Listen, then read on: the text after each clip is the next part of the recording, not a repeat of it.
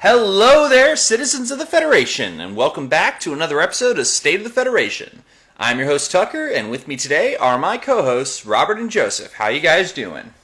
Well, I am humbled this evening because I must come on and make a correction from our last episode. In our last episode, I associated Chris Krajewski with New Jersey, and now I associate the great state of New Jersey with excellence, pride, and fighting and tenacity. But it turns out Chris is actually from New York. So I want to apologize Crucial for any association that I made was incorrect, and I apologize, Chris. I'm sorry. Oh man, if you're gonna make a mistake, that's the one mistake, you know. It is. And I apologize to all the state of New Jersey, I guess. I think it's. I don't know. I feel like you wouldn't need to apologize to say like that. That would imply that they're the one bringing it down, or that Chris is the one bringing it down, which is clearly not the case. Chris is great. Oh, good point. Yeah. Then I guess I must retract that statement as well. I must retract that statement as well. I'm off to a bad start. Humble. I'm just coming off of 4 days of good, honest work, unlike you two. So. Was that lifting beer cans and crushing them against your head? Actually, we had a keg, so. Okay. Did you crush it against your head? I didn't know. We would have lost our deposit. Yeah, can't do that. But what about keg stands? You know what? We didn't. I think we've gotten old. It happened. I don't know when, but. And what type of beer? This is a critical issue for me. It was Coors Banquet, I think. I did not know that was a brand, or I guess a class of Coors. Is it Coors Banquet? Maybe it's something Banquet. I think it is Coors Banquet, though. I have no idea. See, guys, this is what happens when baseball's not around. This is what we resort to. Making mistakes and talking about that. Oh, and I guess since last week, the Red Sox have now shown interest in Stanton. There's no way. Yeah, no, I really doubt. JD Martinez, probably. He has history with Dombrowski. Like there's a lot of reasons they'd go after him. I don't think they're going after Stanton. No, I'm just reporting the news. He's got a no trade. Why would he ever go? Why would he ever want to go there? Because they can pay him tons of money. Everyone can pay him. Yeah, I do not believe the Toronto might have a little bit of trouble. Well, they are one of the teams that wouldn't, but almost everyone. So actually, true story, and I keep forgetting to tell you this, and I'm going to tell you this now. I can't tell you what she's doing, and I promise it's not anything interesting at all. But I can't tell you because she's a lawyer. But my mother is actually working with the Blue Jays right now. Well, that's good. Yeah. So they're making some good front office decisions at least, staff wise. I like to think so, and I've told her. Normally, you know, she works with somebody. She's like, hey, do you know, if they offer her some kind of thing, I'm like, yeah, whatever. We don't. So I said to her, Mom, this time, if they offer you any memorabilia or anything, you say yes, so I can send it to Joseph. Yeah, wow. Ooh, well, let's hope then.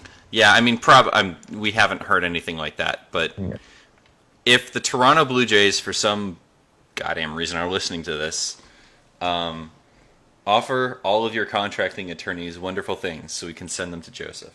Anyway. Could she deliver an angry, hand-scrawled note to Mark Shapiro for me? No, because we like to be able to pay the rent and eat, Joseph.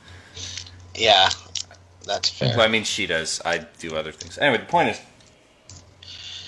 All right, we're getting wildly off track, and we've got this lovely picture sitting right here of one of the 12 cards that were previewed this week. I think it was 12. It's 12, right? Yes. I'm not making that up? Okay.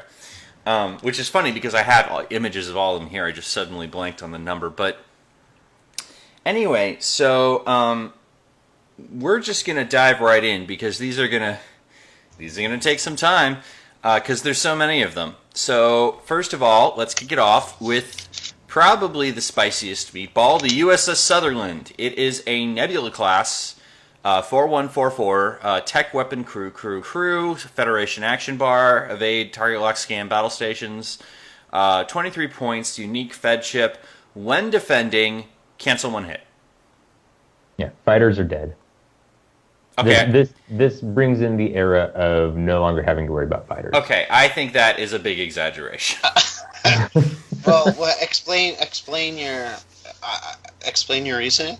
Okay, so yeah, we have talked about putting shield adaptations on this ship, and I think the two cards that just immediately get stapled to this are shield adaptation, which is the Dominion tech from the Dreadnought card pack, which says when defending, the attacking ship rolls 2 less attack dice for primary weapons or 1 less attack die for secondary weapons. And that is persistent until all of your shields are disabled or destroyed, and then it's discarded. So, with the Sutherland, you are essentially canceling 2 attack dice from fighters and then canceling 1 hit from the fighters. And if you have high enough captain skills, you're able to get one of those ships down to 4 attack dice, basically negating its entire attack against this. And the fighters are just not going to be able to break through the Sutherland. Well, so I think shield adaptation is the thing that we wanted, that we all thought of, right? Mm-hmm. With this ship. I agree that it's going to be very good against fighters, but I think it's going to be really good against everything. So I don't think it makes fighters... Like, I take your point. You're going to be able to knock some pips down, so it's going to be at 4 or 5 dice, right? So one attack is kind of canceled out, right? But reducing 2 normal 6 attack ships to essentially no dice isn't... That's just as good. So, here's my response to that. I think all this does is make one set of fighters slightly more expensive, because a very natural counter to this is to run Mac Decker, stick a hit on the hull, and then Fighter Squadron 6 ability basically cancels this out. No, that's so niche, and that means your Matt Decker's within range 1 of the Sutherland when you're trying to execute that. No, it means it was range 1 of the Sutherland literally at any point during the game, unless you're putting hull regen on the Sutherland, which I'm going to look at you funny if you do that. But that means that you can only have 1 named Federation squadron. Right. So if that is your strategy, then I just simply target the named version, and that counters that combo. No. It's hard. What? It's hard to... It would be hard to get the Decker off in the opening engagement. Yeah, but I mean, I feel like you could do that. You could build for that. Like if you have a shuttle, which you can still have, and that actually sort of obliquely leads me to the other thing. That still just is ripped apart by projected stasis field.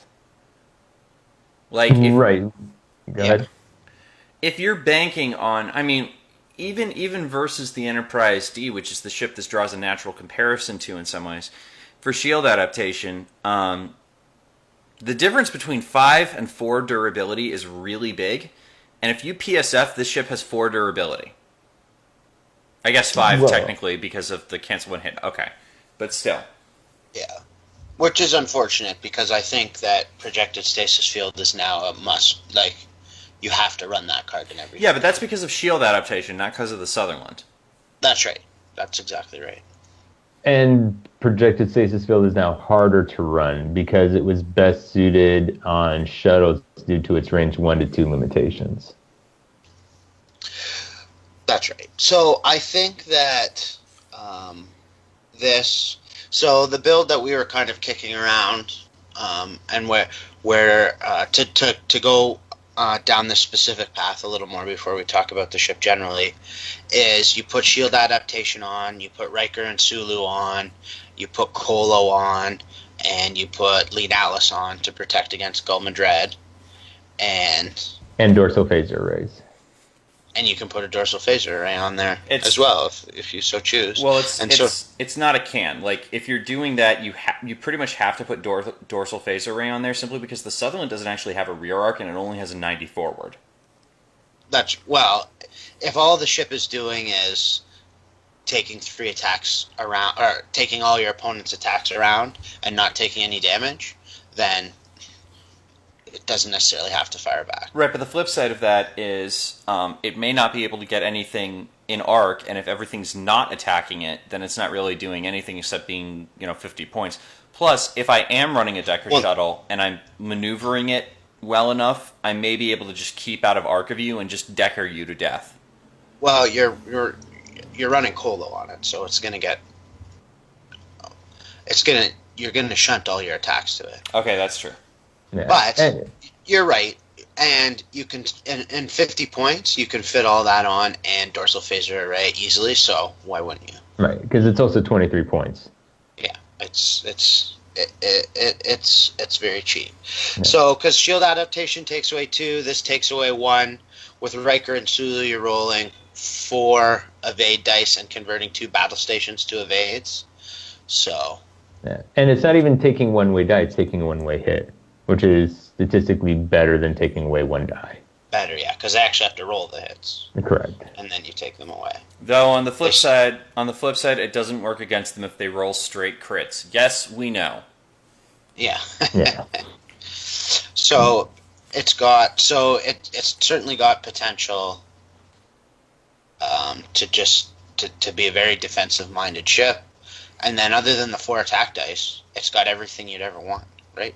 It's got the best bar, it's got the best action bar, it's got an amazing upgrade bar, 3 crew, tech weapon, like that's the best. Those are the best 5 slots, right? Yeah, I'd argue 2 crew, 2 tech. No, you want the crew more than you want tech. Okay. And systems upgrade turns a crew into a tech anyway. True. Right? Right. Well, system upgrade could also go into a tech or a weapon slot. Yeah. But it can only turn something into a tech slot, right? Oh, correct. Yes. So. 4 attack dice on the ship does not matter. The number of attack dice on the ship does not matter. This is not an offensively minded ship. Well, but what we have discussed is that 4 attack might become prevalent, might be viable. That's why I think it's so important to take DPA. Because if you're thinking of running the Enterprise D, the new one, or the Suron, you're content in taking 4 attack dice. So go ahead. Let's speculate that the meta 4 attack ships will cut the mustard in the meta, right? Like you can run 4 attack dice ships. Is this the best ship in the game? Currently, yes. If that is true. Currently, yes. I think so. Yeah. The ability is amazing. However, I think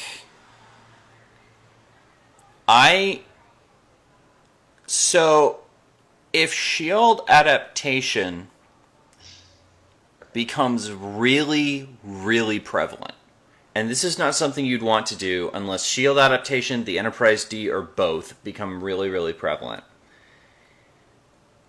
you might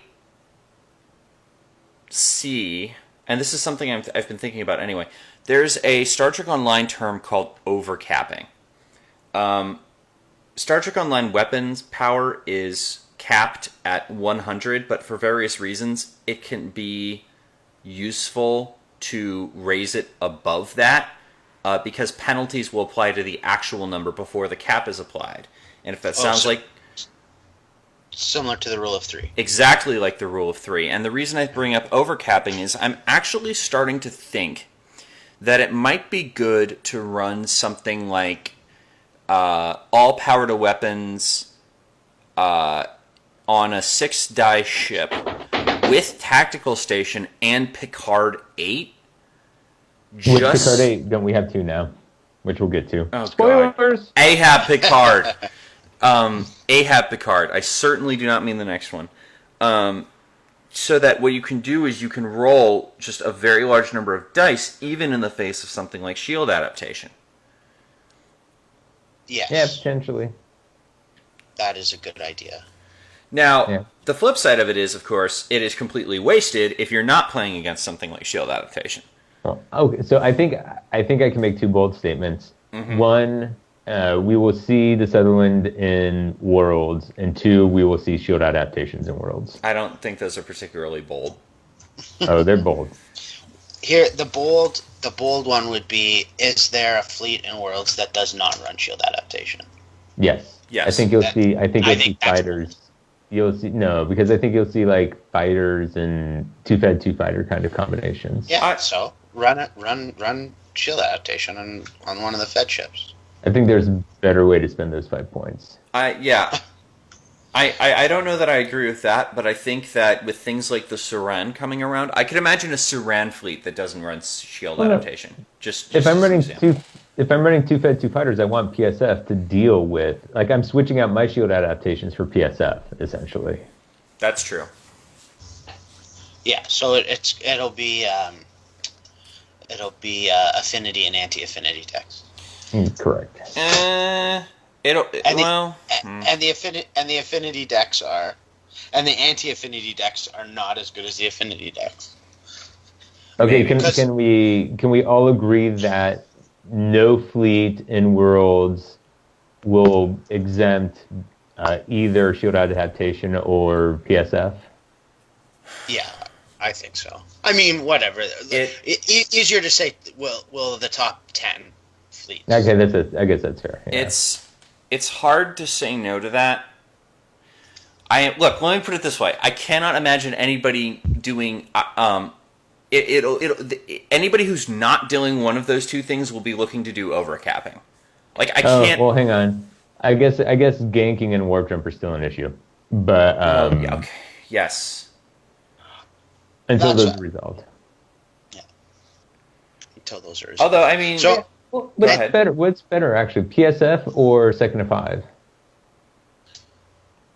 PSF.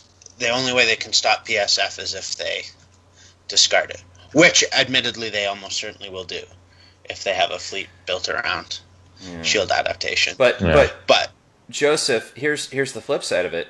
Second to 5 is a lot easier to protect, and all of the ways that protect him also let you use him multiple times if he's not being targeted. Right, but I think Joseph's talking about like a dispersion field or something protecting the shield adaptation. But that's what I'm talking about, right? You second to 5 the shield adaptation, the dispersion field. Okay, I go Vol. Right? Yeah, it's 2 turns. So I think that's it. But we are way beyond the Sutherland talk. Yeah, it's and not. We're not actually talking about the Sutherland, which, by the way, is just a great ship. I mean, the 4 attack dice is hard, but a 4 attack dice is playable. This is the best in the game. The maneuver dial, by the way, since I am almost positive nobody actually remembers what this. Oh my god, I love its dial. Its dial is spicy. It is it's got the same dial as the Constitutions do, except it's only a 1 back. Constitutions only have a 2 back, right? Yeah, the 1 back is so much superior to the 2 back. yeah, agreed. It does have a nice style. Yeah, I just wish it had that 180 arc. That 90 arc is so painful. Well, if you're running Forest, Right, but like if on a backup fleet, like with power grids, I would want to run the ship, but I can't because I need that 180 arc to cover everything. that's true. Yeah. That is true. You're right. It is a disadvantage. You know. But I mean, dorsal. Crippling. You know what? I take it away. The ship's no longer good. It's awful. Terrible. That's right. Don't take Nobody it out of play your it. box. Nobody play it. Yeah, nobody play it. Joseph can get on that bandwagon. No, this ship is great, and there's nothing else really to say about that. Well, there's not too many ships that when they first show up, we ask if it's going to win Worlds or not, right? So No, Yeah. 1764. When 1764 came out, I thought that was going to be in Worlds. and it almost did, but you had Peter pair it with a bad ship, so couldn't do it. Yeah, then the Hathaway, I know that's a terrible decision. No, it was Peter ran a generic Constitution, didn't he? No, he had the 8. He had the 8. Oh, that's right. I'm thinking of Joseph's build. Never mind. Yeah, and Peter actually complimented the 8. He said he was surprised at how good it was. Well, who knows? Obviously we can't trust his judgment anymore. He's a loser. Yes. He clearly didn't win nationals. Yeah, That's true. he sure did. All right. Let's keep moving. We got a lot of other cards to talk about. So next on the list is Jean-Luc Picard 8, the second one, the starter set Picard, the other starter set. The new starter set Picard. Yeah, it should be. I'm referring to them now as OSS Picard or JLP9 because we all know which one I mean, or NSS Picard. Anyway, but he's Picard. We call this Battle Picard. Battle Picard. Sure. Battle Station Picard. Oh, you know what? I'll certainly call this BS Picard. That works too. So we've got he's a 6.8 skill Federation unique captain. He's got 2 elite talent slots. And he says action: place 2 tokens on this card and target all friendly ships. 2 time tokens, pardon me, on this card and target all friendly ships. Place a battle station token besides this ship and all target ships. Okay. I'm in love. At every other turn is just not good enough for this.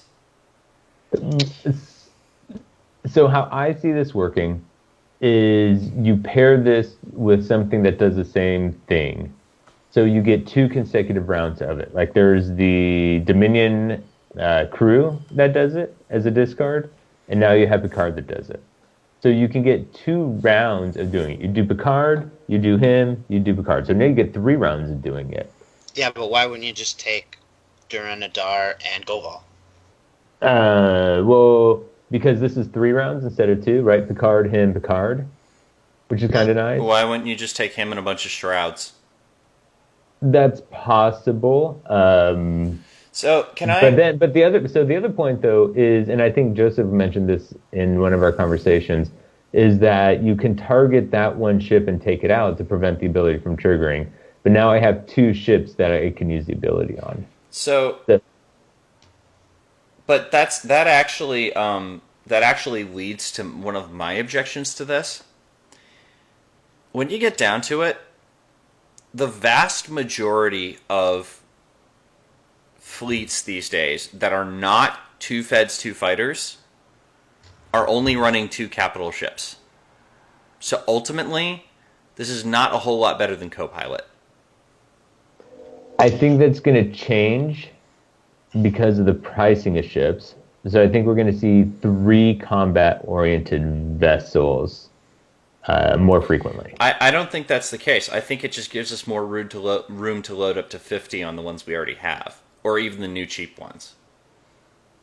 Well, I don't think you're going to load up the bugs to 50 for sure. And there's a couple of other ship classes that are cheap that you wouldn't load up to 50 either. So if those ships do become part of the game, the competitive meta, then I think you will have more. I think you'll see 4 or 5 ship fleets. But that's a big ol' if. Yeah. Right, but that's all he needs. All he needs is that to flip. It makes it worthwhile. So I think this ability is certainly a playable competitive ability. I just wish that so I don't like this card, and the reason why is it's because it's Jean-Luc Picard, and so you should probably always play the OG Picard. Yeah, that's correct. Especially for the same cost, right?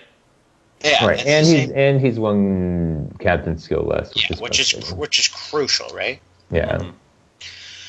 Mm-hmm. So the argument for that, I guess, is that in a 3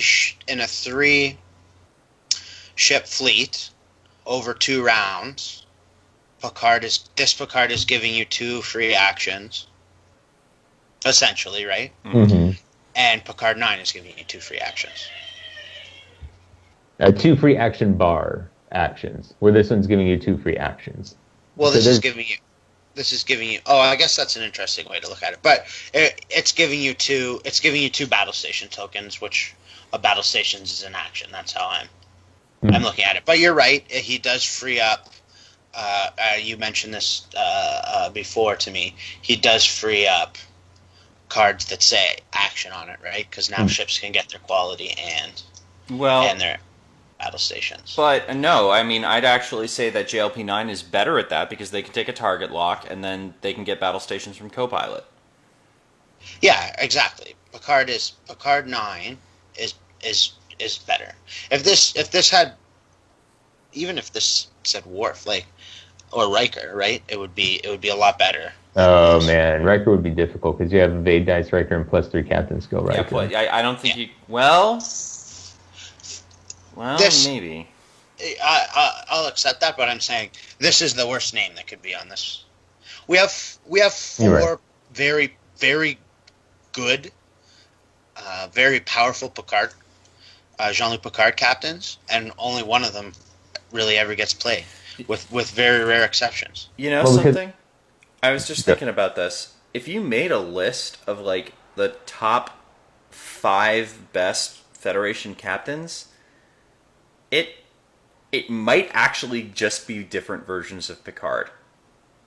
Depending someone's measurements, yeah. They'd certainly all be on the top 10. Which is not great. Without question. Right, because like we've got JLP9, we've got give everybody battle stations, right? We've got get an auto crit and a slot of your choice, which is amazing. Yeah. Especially on something like the Hathaway. We've got take an extra additional movement. Yeah, which is the best thing ever on a cloaked ship, as we saw last year at Origins. And then we have we also have get around the 50-point limit and still have high captain skill Picard, and like that's the worst one. Right. Yeah, true. By a jump, by leaps and bounds, that's the worst one. So that's true. I forgot about that one. No, you could use him. That's just my point. It's just he's so much substantially worse than every other Picard, right? And so then my next question is like, all right, I forget who it was, but the guy who had the really neat Defiant with Riker, right? He ran Ronald Moore so he could instantly get his captain disabled. Okay, right? Mm-hmm. When was the last time you saw somebody else run a Federation captain, and who was it? That was Will Decker. Who ran Will Decker? Well, I mean, this is years ago. Years and years and years ago. Yeah, but you asked, and I came up with one. Now I'm actually having to look at... Now I have to look. Right, this is where I'm point. Like, if you sit down and think about it, when was the last time you saw a Federation captain that wasn't Jean-Luc Picard? DeSoto is popular. That's true. Mr. Spock is popular. No, Mr. Spock never sees... Okay. And DeSoto hasn't been played. But anyway, it's Picard. So, on this card, it's not good enough to be played because of other Picard, except if swarm fleets do take off and you're running 4 or 5 ships, the action economy changes, and he'll probably be an all-star. Right, and if you don't have the OG Picard, like if you're really new and you're listening to this a year from now when this game is wildly popular and all the old starter sets are gone and there is only the new paradigm, this is still probably the best captain you have access to. I mean, yeah. I don't know. We're getting a Yelgren soon. Oh God! But look, like. Oh, and one thing we should add is nothing official yet, but Steven has mentioned that when the time tokens are on this card, his captain skill will still be 8, and you'll still be able to use any elite talents assigned to him. And speaking of which, one major advantage of him is he has 2 of those, right?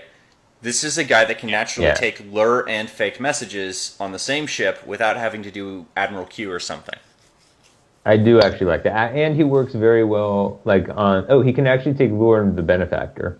But that's neither here nor there. Oh my God, not that again. So... and by the way, the benefactor doesn't work with captains. It's the first thing all of us looked at It's only upgrades. What do you mean? The benefactor. It's only upgrades. Why would anyone think of it working with captains? Oh, Well, you mean, recently because of John Picard. I got it. Yeah. Right, yeah. Got it. So, what was the other thing I was going to say? I forgot. All right. Anyways, I like him. I think he works in swarm build. I think that's what I was going to say. Anyways, he works for what WizKids wants this game to become. And we don't know if it's going to become that, but we definitely see what WizKids wants. Meaning swarms. Yeah. And the other thing I was going to mention is I think WizKids has definitively identified which captain they think is the best across all series. Yeah. Well, given their track record with other things, is that a mark for or against Picard? No, that's now look. Now hang on just a second. We can disagree with WizKids about their implementation of game design. And God knows I have and still do in some circumstances. We all do. Everybody does. But at the end of the day, you know what? They're Star Trek fans too. If there's anything they've thoroughly proven, it's that they love Star Trek. Well, if they're saying Picard is better than Kirk, then I don't know if I can agree with you anymore. I'm going to respectfully disagree with that. However, just as a light note before we move on, for both of you, what is the one captain in Star Trek that you'd want to serve under? That I'd want to serve under? Easily Picard. In what capacity? Any capacity? Because I don't want to serve under Kirk as a red shirt. Actually, guess who per capita by far out of all Trek captains lost the most of their crew? Sisko. No. Janeway. No. Picard? No. Archer? Archer by like a 2-to-1 margin. Who did? Different era in TV making as well. Well, no, it's what happened was I think by sheer casualty numbers, Kirk actually got the most killed of people on his ship. Like Sisko obviously got the most people killed, but that's because somebody looked at a commander and said, "Hey, let's have him make fleet admiral level decisions. That'll work out great." But on their specific ships, part of the reason is. Like sheer raw numbers, Archer is a little bit worse. Is a little bit less than Kirk, I think, but his ship has half as many people. Oh, so that's what. Yeah, I listened to a podcast called Random Trek, and most people up there have a very convincing argument that Janeway would actually be the best one to serve under, because of all of the captains, she was the most protective of her crew. So. As somebody who has actually worked on a ship, the person that I would most want in command is the one with the best understanding of the various facets of the entire chain of command, and the person best equipped to balance the responsibilities of the rank against the responsibilities of the role. And I really think that's Picard. No, under that non-scientific measure, sure, absolutely. Okay, we could record an 1.5-hour podcast on this question, so I'm going to go ahead and move us on. Yes, Picard, amazing, again. So these are the only two of the starter. We have not seen any Klingons yet. We know that it's coming out later, and I mentioned these things because we're about to roll into the Romulans. Right. But so far, Federation doing well. Well, right? I mean, look, if we squint really hard, we can make out Kempok's attack cruiser, right? Like, we established that. Yeah. So, one other thing I forgot to say about the Sutherland that's very amusing is when we saw the Enterprise D, we thought it was outrageously strong, right? We have no idea what the other Klingon ship does yet. There is a real possibility that the Enterprise D is the weakest ship in the starter, and that's ridiculous. Yeah, it's worse than because it's not a combat vessel. It's 26 points, right? Yeah. Yeah. Yeah. And I mean, we have Insha for everybody on the Vorcha, right? Or not Insha. defense condition one for everyone. Why do I keep doing that? Right, and that's another good pairing, right? If you do that with Picard, you're getting battle stations for all your ships. Anyway, but yeah, all right, all your cloak ships. Anyway, Well, cloak ships round 1, Jean-Luc Picard round 2. that's interesting. Actually, that's very interesting. I hadn't thought of that. Actually, yeah, if you do the Vorcha first, that's actually 4 rounds of it. Then save co-pilot to give to the Vorcha because it doesn't give itself.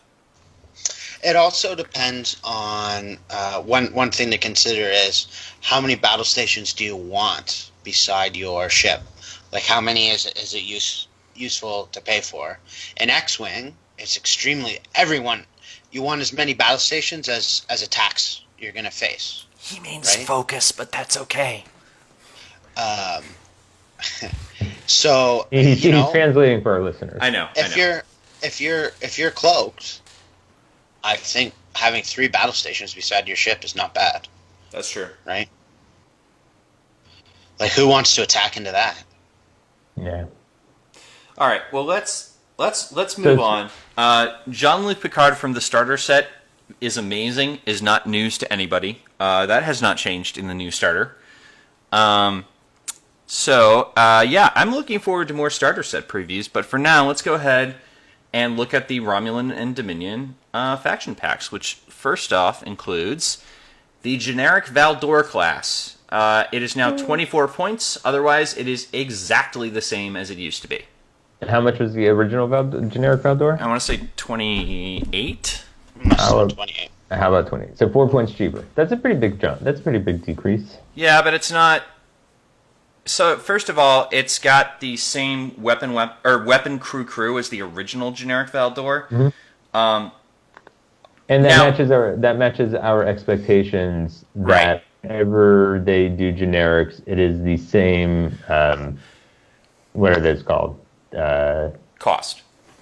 Well, no, they're different costs. Or slots. What am I talking about? Yes, it's the same slots as what originally existed for lower cost. So, not having the tech is the tech slot is a big deal. Yeah.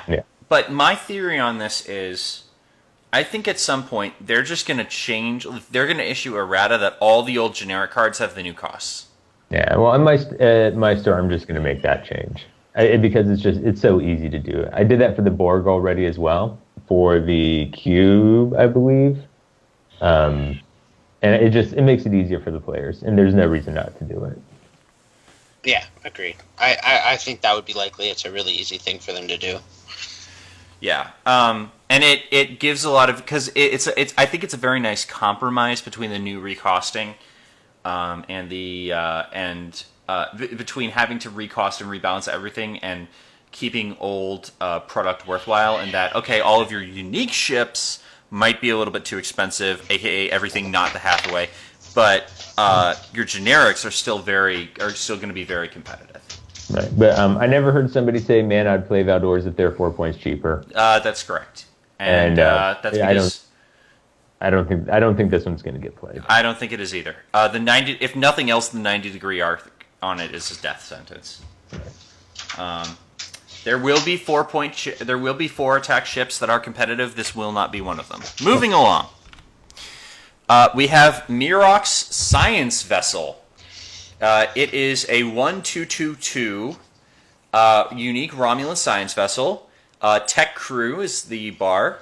It's got the Romulan or the cloaker bar. It's the science vessel bar. That's right, because it's got evade, scan, cloak, sensor exo.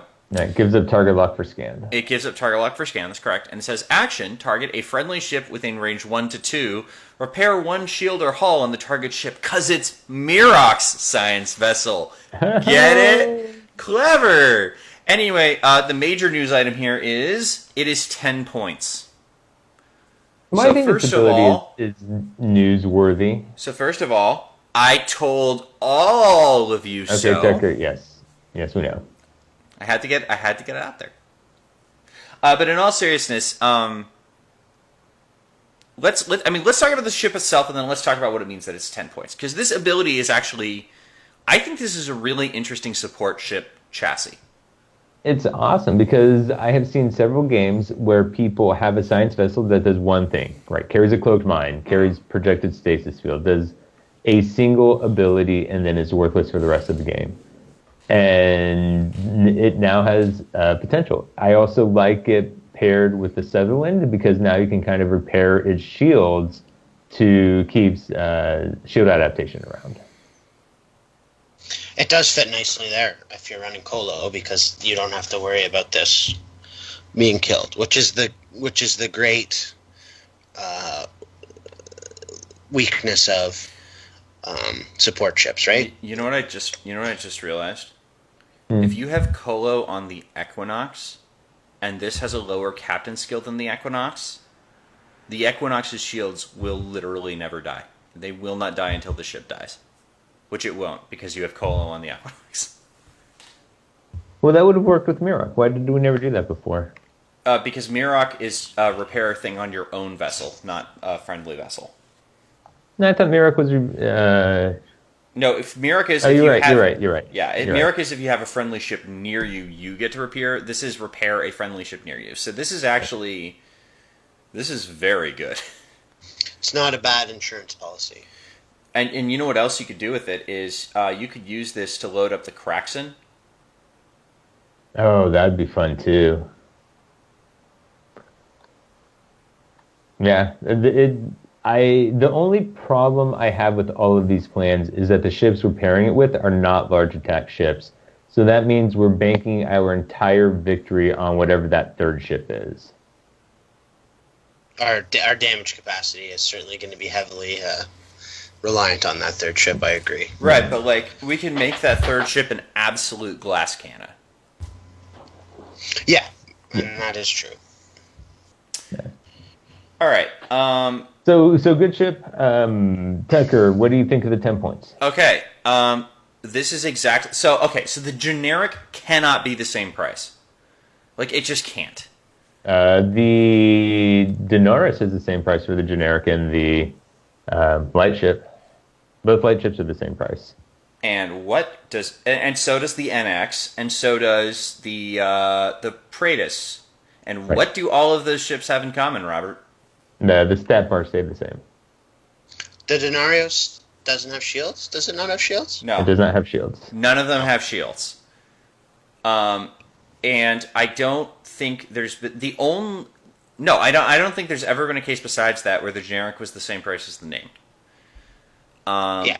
If this is the same, it would be the first time that a shielded ship has the same price. And as we talked about with Valdor, the generics are staying consistent with previous examples of the generics. Right. And so it's gonna lose a shield. So, although it'll still be tech crew, right? Well, that's what I was just gonna ask. What does the generic science vessel have?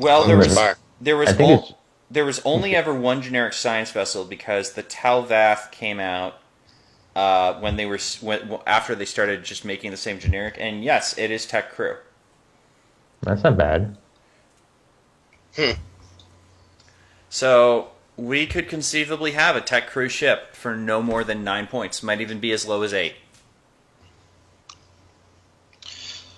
Wow, if it keeps both of its slots, that would be something indeed. Well, I'm not even concerned about that. I'm just worried about what it means that we have an 8-point ship. I don't think that's good. Why? So tell me on why it's bad. So, one of the major weaknesses of warp jumping fleets, if there is one, is that you have 2 ships to protect, right?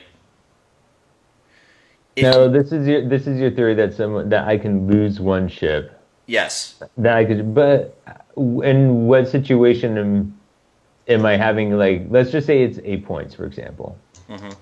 Why am I having an 8-point ship? And in what situation does that happen? That I just can't fit things on a shuttle? So I have my warp jump ship, another capital ship, what a you shuttle. do is you take malts and maybe even transporter and beam everything off the ship so it is literally only 8 points. Stuff it all on a shuttle, load the shuttle on your ship, and then you only have one warp jump ship to protect. Yeah, but I don't even think you need to do that. I think you do need to do that. because the idea is, you're making your 2 ships worth 122 points. Right. And then you Right. you concede this, gank a total of 9 points, and win the game by running away with 1 ship. Man, but it has 1 crew, so how are you getting that other crew slot? You put Maltz on the No, shuttle. I don't think. Oh, you put Malta on the shuttle. Got it. Well, he's not going on the shuttle, but Well, Right. he he can go on the ship. He could if it's Sakharov, but yeah, there's no reason the ship can't be the one that steals it, right? And then all you do is you put, I don't know, feedback pulse in the tech slot or something ridiculous. Actually, feedback pulse would be great. It's an attack cancel, so there you go, right? Like you put a feedback pulse in the tech slot, and what is an outrageously expensive crew? Hilariously, Varel would not be an outrageously expensive crew on this ship. That's yeah. Yeah, that is that is funny.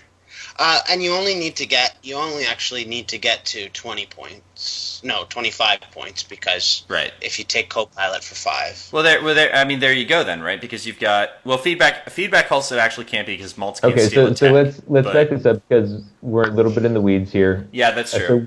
So what we're saying is, through different techniques, you can have a ship. You can have 2 ships with what would it be, like 119 points or 118 points, and then you have this one science vessel hanging out there, and it can die, but you can still win. 117 Just points. through ganking. But Okay. that doesn't worry me, because you can do those warp jump fleets with 3 ships. It's not it's that, that's very easy to do. So But the other... Sorry, go ahead. if ganking gets solved, which, as we've discussed for the last 3 or 4 episodes, it needs to, then it solves this problem too. But the other thing that concerns me is, and I don't think they're going to do this, but a lot of people have been talking about this. There's an idea that they might try to drop, with the decreased ship pricing, they might try to drop down to 120 or even 100 points. The further that drops down, the more of a problem an 8-point ship becomes. See, I disagree with that because that completely invalidates the reason they dropped the points on the ships. Right, the whole reason. Oh, I don't think they're going to do it either. But it's an idea that's out there, and I want to go ahead. Yeah, I thought when I first saw the prices of the ships, I thought that was what was going to happen too. But then it occurred to me that they just don't solve anything at that point, because the reduction in fleet points matches essentially the reduction in the ship costs, and so you haven't changed anything in the game by reducing the cost of the ships. I would be surprised if they drop the points somewhat, but what would be different is these cheaper ships would be usable, whereas now they're not really, right? Mm-hmm. I mean, you use 22-point fed ships. There's kind of a sweet spot range of about 22 to 35, 36 points for ships that get used, right? Right. Now these. Oh, the bioships, obviously. Go on. Oh yeah, shuttles are 16 right now, 16, 14. So yeah, but they don't count. Like that's something you throw on as your third ship, right? Fighters are 20 points that get used. Those are okay, but I'm ahead. saying these ships that they've recosted the most aggressively are cheaper and have become cheaper still, and were not used. Right. So if they go to 100 points and now these ships are used, then that has changed something. But I don't think they're gonna. I don't think they're gonna. I don't particularly think. Either. I don't think they particularly are either. I'm just covering all my bases. Anyway, speaking of covering everything, let's keep moving. All right, so we got Romulan Spy. This is a pretty simple card. For everybody who couldn't remember, by the way, this is the Romulan that's pretending to be a Vulcan ambassador from TNG. Great episode. Amazing. If you have not seen that episode, what's the name of it? I don't remember. It is a good one though. It's a pretty good one. I mean, No, it's a fantastic one because it's one of the first episodes the Federation loses. that's fair. Spoiler alert. And it's nice in rewatching it because there's that other great episode with I guess it's with Drock, and I can never. And when they have a real big win at the end, and I can never remember which is which. So there's a nice dramatic tension. For both of those episodes. And the You nice ready for the name? This is so much fun. It is Data's Day, episode 4. Oh, that's right. It's the episode 11, and it's like the B plot. It's the B plot of Data's Day. That's right. I forgot. Data's Day is actually one of the episodes that most go towards my theory of Data is secretly the protagonist of TNG, but we don't need to hear about that. I almost kind of want to hear that, but I think I can see where it comes from. Have I not told you guys that? No. Quick, give us the 2-sentence synopsis. Picard is the deuteragonist, Data is the protagonist. Picard is the character through which we view the story, but the growth and character arc of Data is, when you take the entire series, including, crucially, the movies into account, the person who the development is focused on. That makes sense, because he was trying to find his emotions, and classic Roddenberry says characters don't really change through the series, so he was the first one to really experience change. I mean, it also has to do with the structure of how he was introduced, the callback to that at the end of Nemesis, which was heartbreaking. I mean, look, he's unarguably the protagonist of the movies. Okay, we've gone way over 2 sentences. That's right, I'm sorry. I will talk about this for days. But who is the Romulan captain that picks up the spy? Isn't it Mendak? That's who I think it is. I think it might be Mendak, yeah. Yeah. Well, that's easy enough for me to check out while we talk about the card. But anyway, so speaking of the card, it's a 2-point... Okay, this is really weird. Actually, it's 2 points and it's not unique, which leads to a question I haven't considered. It's range 1. Start of the game, target all friendly Romulan ships. Place a cloak token on the base of all target ships. Okay, that means they follow all cloaking procedures. Yes, they will still have their shields down, number 1. Number 2, yes, you can do this with with ships that do not have the cloak action, which includes drones, which is the really the relevant one. Is it just drones? There's also... the Enterprise era Birds of Prey can't either. But yeah, they can cloak, but they take one of them cloaks, but you take damage. The generic doesn't have the cloak action. There you go. Ooh, so if you don't have a shield, can this work? Yeah, should be able to, because it's just placing a token. It's not taking an action. Well, remember that Liviana Charvanak. But no, that's because placed a token beside the ship, and they said, no, you're actually doing a cloak action. So you need to do all this stuff. Okay, so Liviana Charvanek, the ruling on that would apply there. Liviana Charvanek, by the way, does not imply that you can't put the token down with the drones, because Liviana Charvanek explicitly says if you have cloak on your action bar. That's the reason the restriction comes into play with her. So drones and Birds of Prey from Enterprise, potentially. Well, Birds of Prey from Enterprise have 0 shields. But let's not kid ourselves. You're using with drones. Yeah, right. Because the only other reason you'd use it if you're running an Alpha Strike Scimitar that has interface generators to protect it. True. You could Picard maneuver a Scimitar right into the action. Or Jean-Luc Picard 6. Or Jean-Luc Picard 6. Oh man. Yeah. You could do both. You could do two scimitars. You could do 2 scimitars. Oh, that'd be awesome. One with Picard maneuver, one with Stargazer Picard. I still like doing Picard maneuver with the weapon 0 in its large base. Yeah, that is good. That is very effective. But that's not annoyingly effective. That's not a Romulan ship.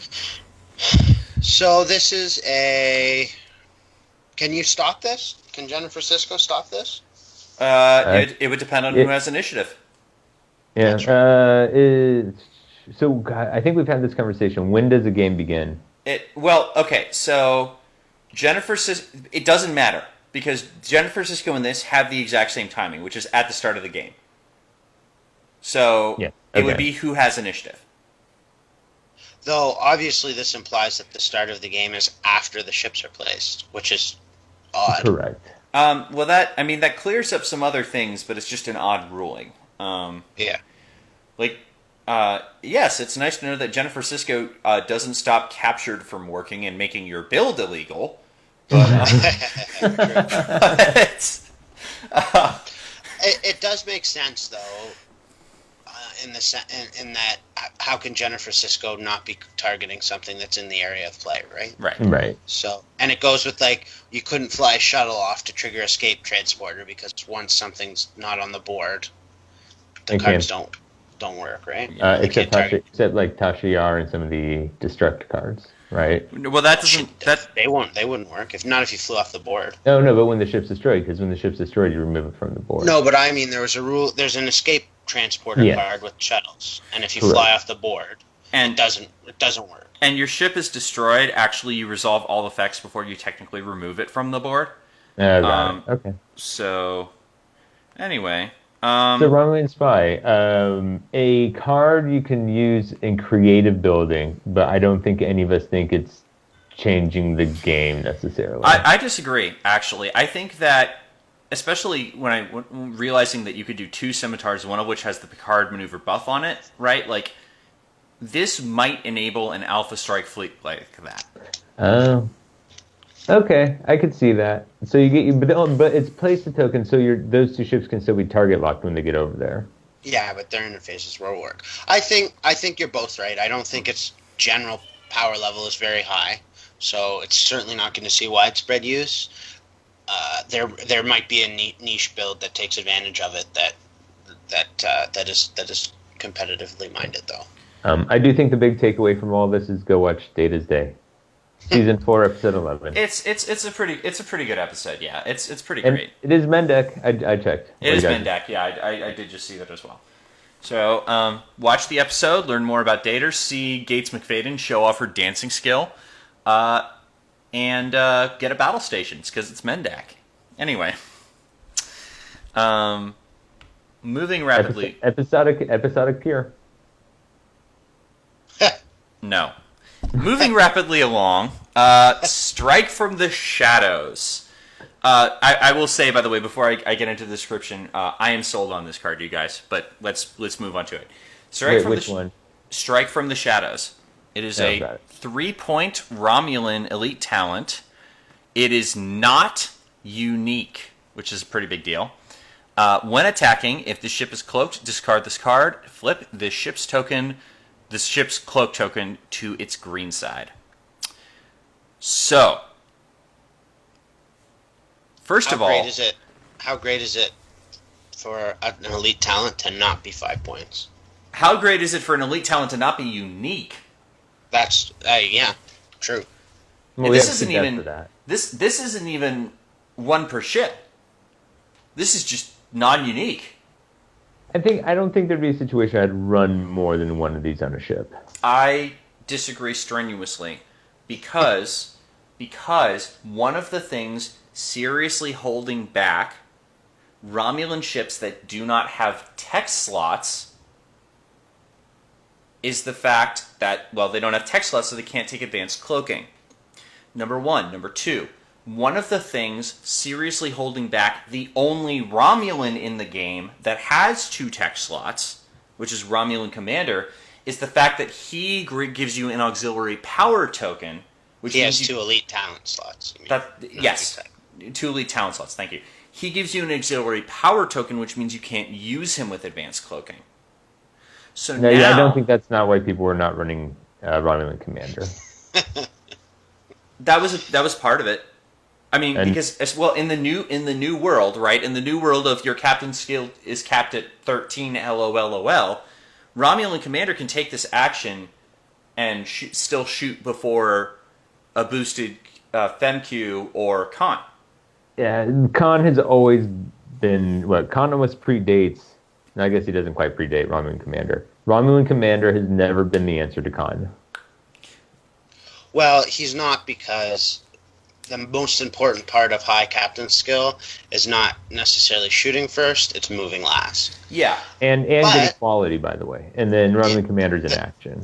Yes, that I think is the big problem with Romulan Commander. If he wasn't in action and everything else was the same, I think he would see play. But okay. Wait, hang on. Go ahead. Finish your thought, then I have an idea. Romulan Commander with 2 strike from the shadows that's interesting to me. Like, that's not... I don't think that's dismissible out of hand. And where I like, and why I don't think I necessarily want two on a ship, or I guess it'd also work with two on ships, but I see this with the new Picard, right? Because What? New Picard, right, has Strike from the Shadows on him. He gives all of the other ships battle station tokens so they can take their action to cloak. Okay. Right. So because my problem with all of my ships having this or running multiples is that starts becoming cost effective.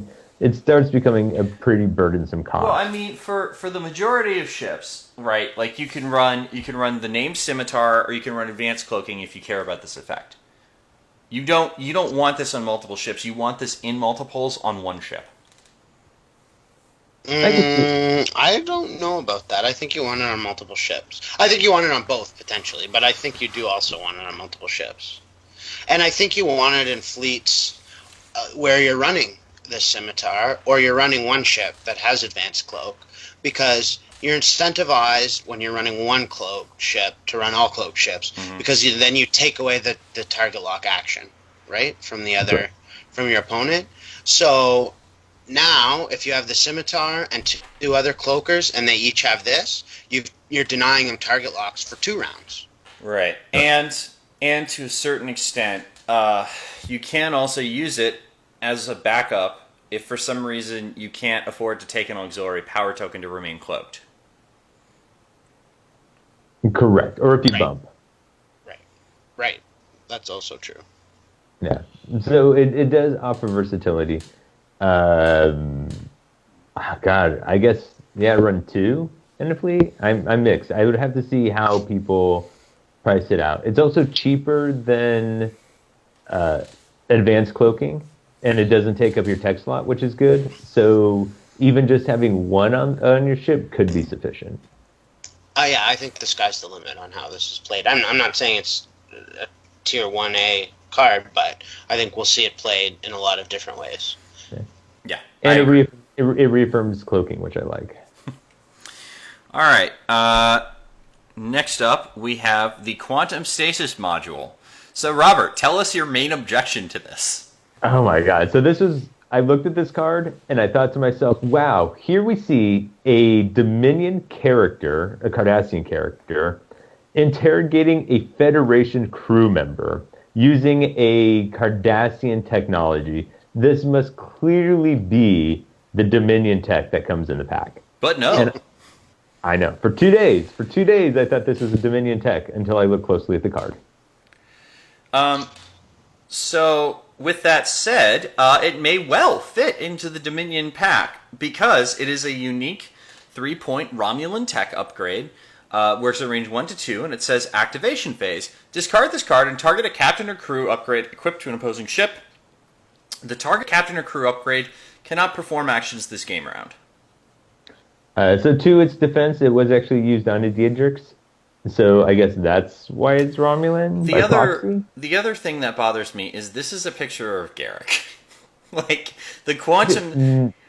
At least nothing is harmed by having a picture of Garrick. At least with the disruptor cannon, okay, the entire lower right-hand corner was showing the blast of the weapon. This is like this little red dot at the bottom of the card is the quantum stasis module.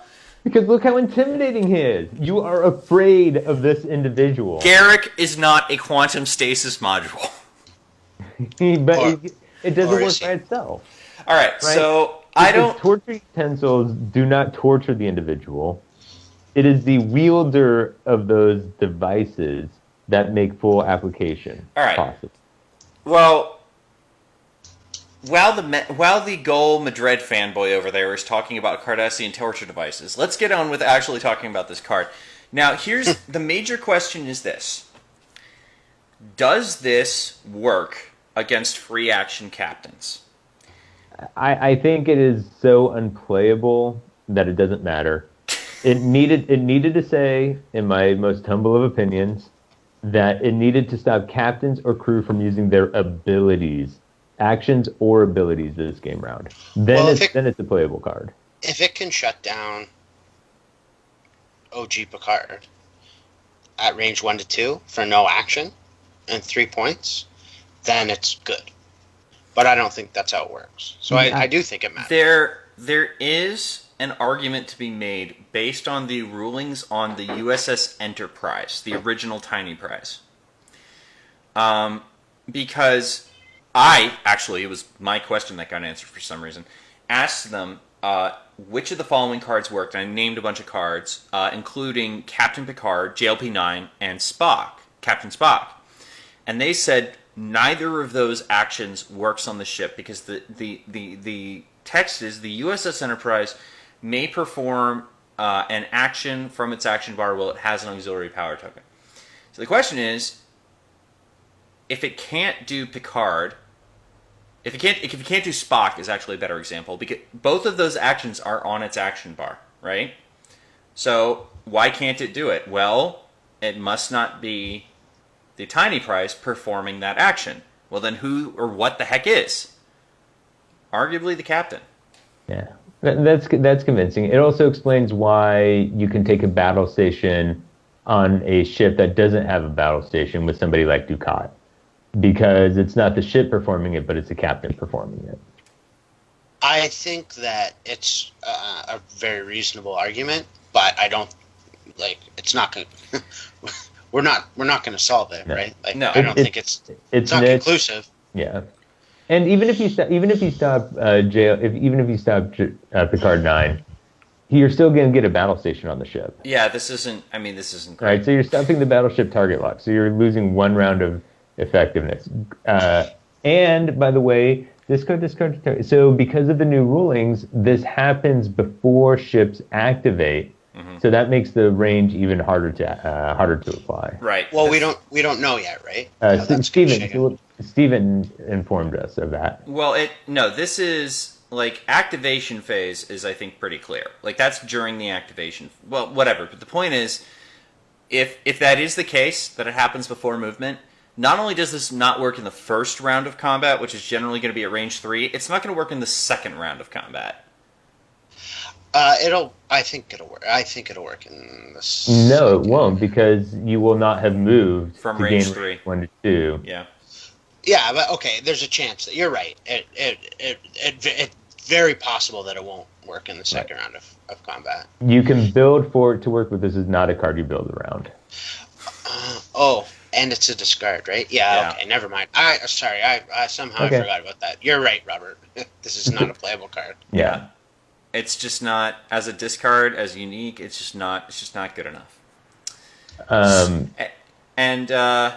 So Robert, I think it's fair to say this would fit straight into the Dominion pack. Yeah, I know. with all of the good intentions that the card has, the complete failure for execution undermines it. All right. I'm gonna say, of the reviews we have done, I believe the Dominion cards we reviewed today are more playable than the Romulan cards we see.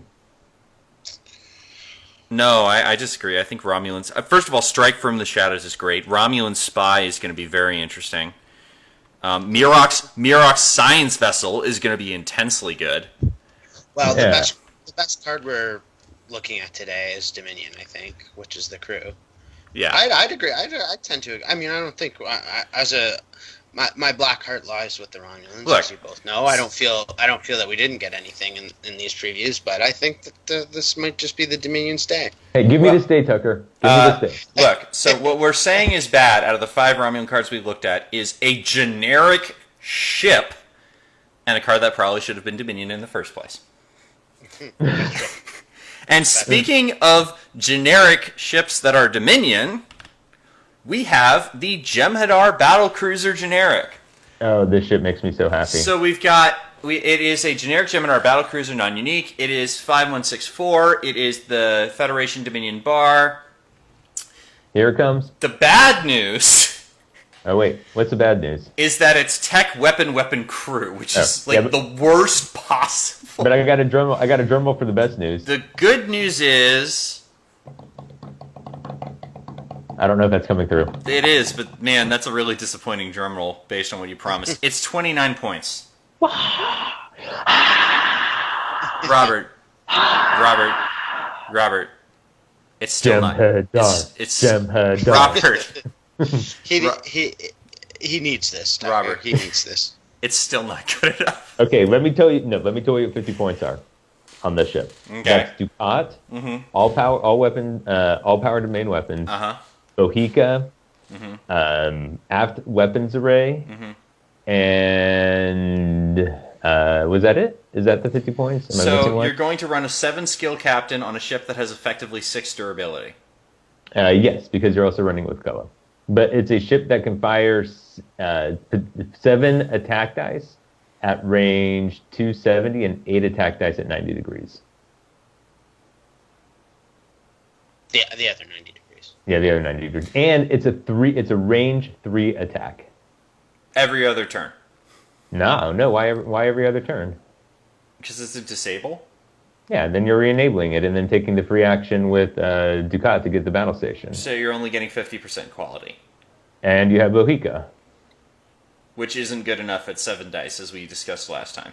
You're right, Tucker. You know, the board were terrible. I don't understand why anyone ever played 6 dice 360 without battle stations. You were absolutely right. Robert, nobody ever did.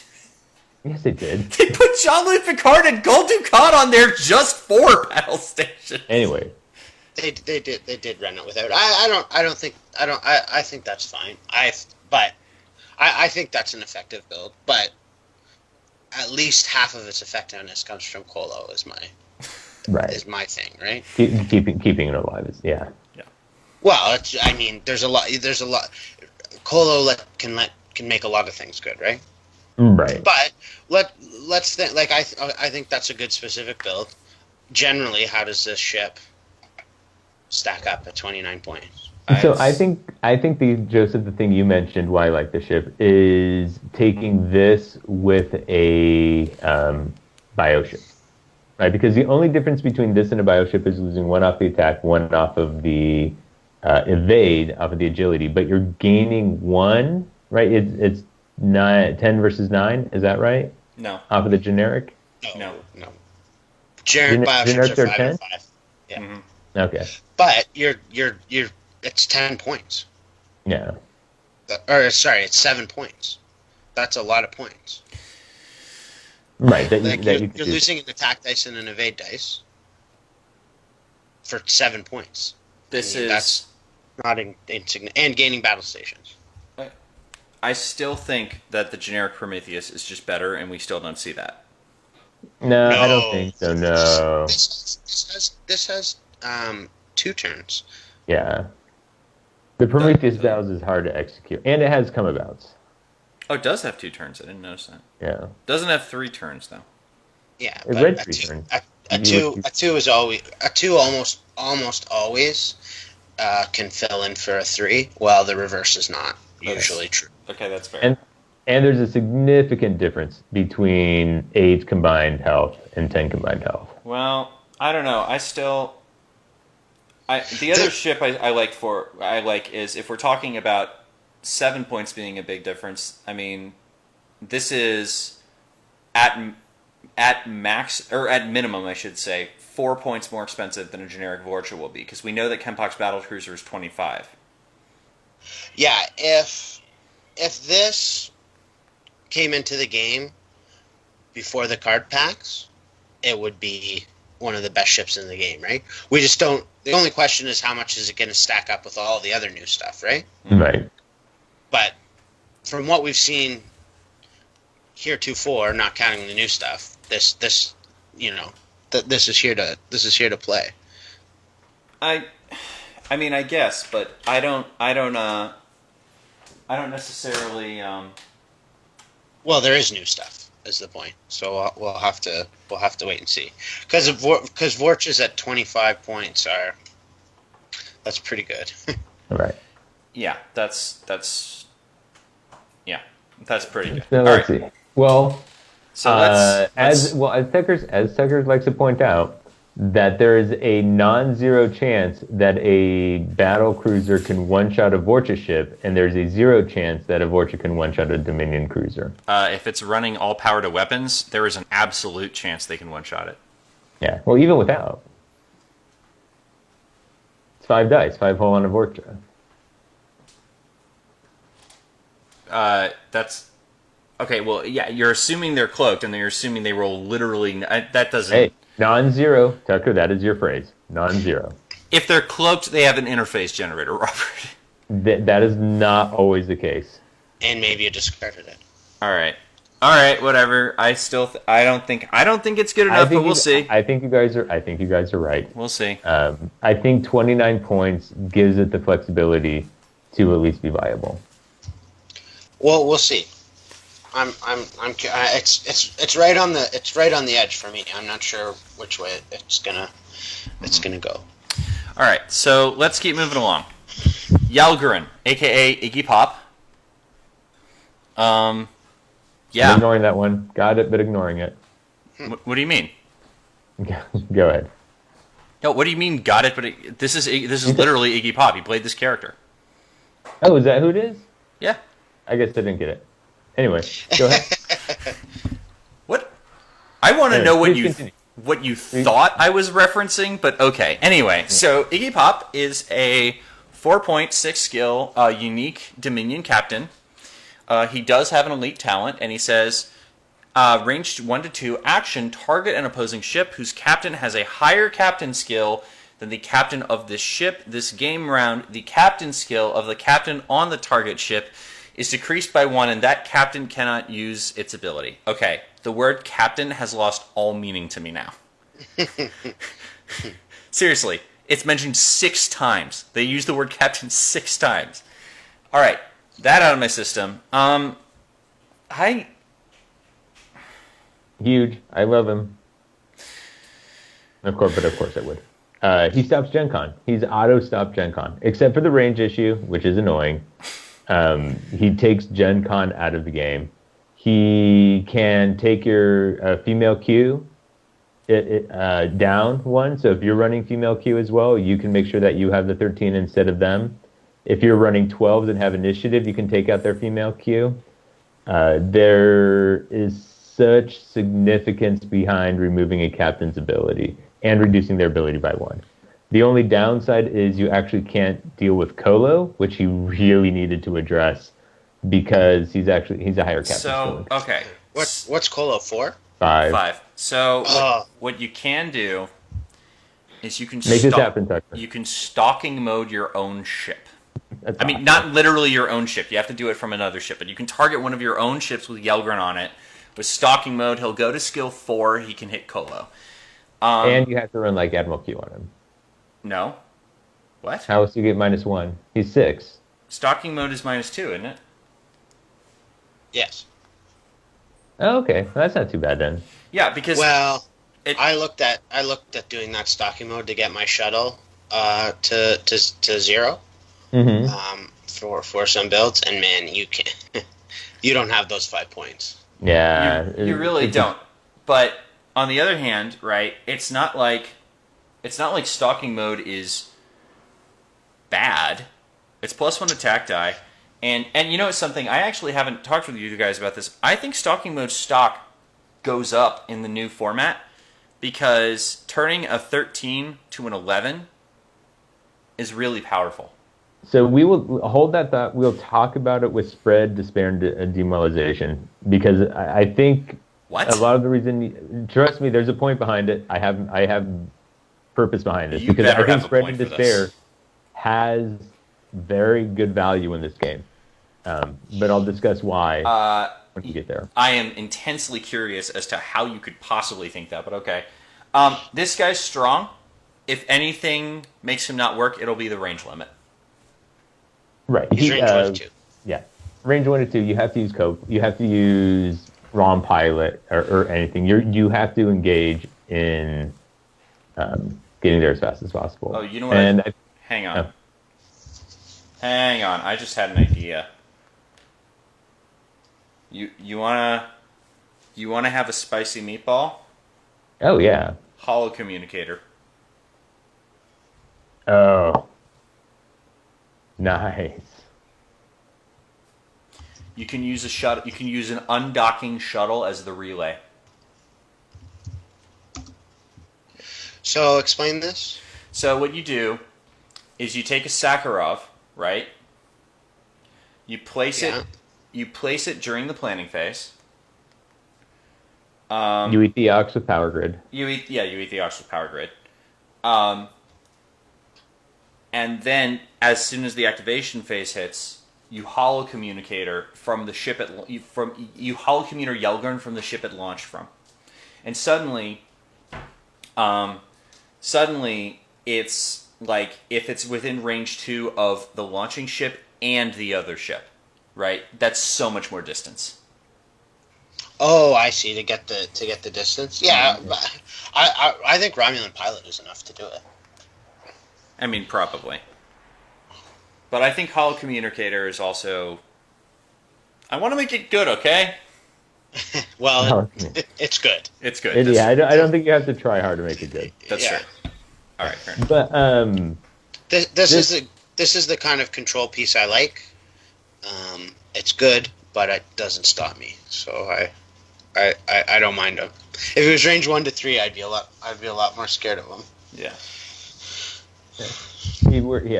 and he is an action, so it can happen every round of combat. That's right. Well, So he's not a disable, he's not a discard, every round but the first round, because you're not going to be in range 2. unless you have Romulan pilot. Unless you have a Romulan pilot. Anyway, moving right along. Next up, to go with Iggy Pop, we have Duran Duran. I get that reference too. Robert's just desperately trying to make up for the fact that he missed that Beatles reference a couple weeks ago. Anyway, we have Duran Adar, yet another Jem'Hadar where I have no idea what episode he's from. They're from, I should say. Duran Adar is a 3-point unique Dominion crew that says, God, this is so ridiculous. Add 1 tech to your ship's upgrade bar. And then activation phase. After the ship reveals a red maneuver, place 3 time tokens on this card. The ship does not receive auxiliary power tokens this game round. Okay. My first question is, why did a card that is this insanely strong also have to have... Why does it have a tech slot? Well, I suspect if we found out what he did in the show, it would tell us. Well, now It's pretty pathetic. I'm going to go look it up. But this ability is so insanely strong. Because it's not you don't get auxes for moving. It's you do not get any auxiliary power tokens this turn. Admiral Worf, nope. Scimitar Cloak, nope. Weapon 0, I think, is the great dream for this card. Yeah. And I think the reason I am not on board as much as you two are is because it's hard to execute a red maneuver. Except the one place that is actually really powerful is on the Weapon 0 4 forward. 4 forward, even doesn't the Weapon 0 move back? Yeah, it does. Right, it does, but that's not your initial round of You're not moving back on your initial round of engagement. I'll tell you another one. Travis Mayweather can make a move a red. Oh, that doesn't work though. That's right. We figured that out. So, yeah, so Tucker and I spent some time trying to make this card work. And Tucker, go ahead and explain. So the reason it doesn't work with things like Travis Mayweather and what was the other one? Full Impulse or something? Something like that. Yeah. Yeah, it was some card. Is a those reactionary cards pit or something? It's those cards modify a reveal maneuver, but for this you actually have to reveal a maneuver on your dial that is red. Now, the flip side of it is if you had that crit that said treat all your turns as red maneuvers, that would work, right? But cards that modify your maneuver to a red maneuver don't. Right. And so I just don't think you're doing that one reverse on the Weapon 0 on that first round of engagement, especially with how big its base is. You're backing up quite a bit. But the interesting thing is with big bases that backing up isn't the big base isn't relevant for backing up in the same way that it is going forward, right?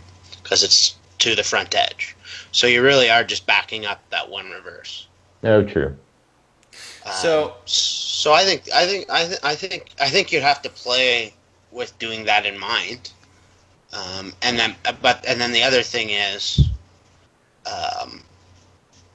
you could always have a power grid or something in the tech slot that this guy provides to do the first round, and then he comes in the second round, right? Right. So Because if you can do 2 rounds of the weapon 0, not taking Ox tokens for using its ability, that's impressive. So, Yeah. also, this is a guy that works with Benefactor. Benefactor will let you do this 3 turns in a row.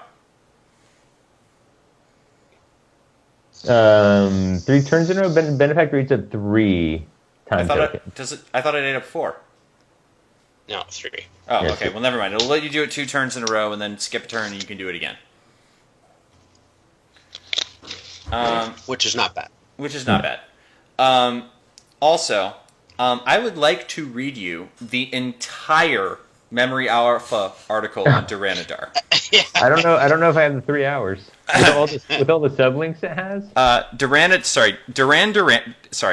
Adar was a Jem'Hadar Sixth who served under First Kudakatan and the Vorda Gelnon during the Dominion War. Hang on, my iPhone just locked. In 2374, he was on a Jem'Hadar attack ship that attacked and captured the USS Defiant. Duranidar was sent to engineering so he could repair the warp drive. He was consistently delayed by Kieran Reese. So he's an engineer. That's why he's got the tech slot. Wait, you ready for the kicker? Duranidar was played by an unknown actor. Oh.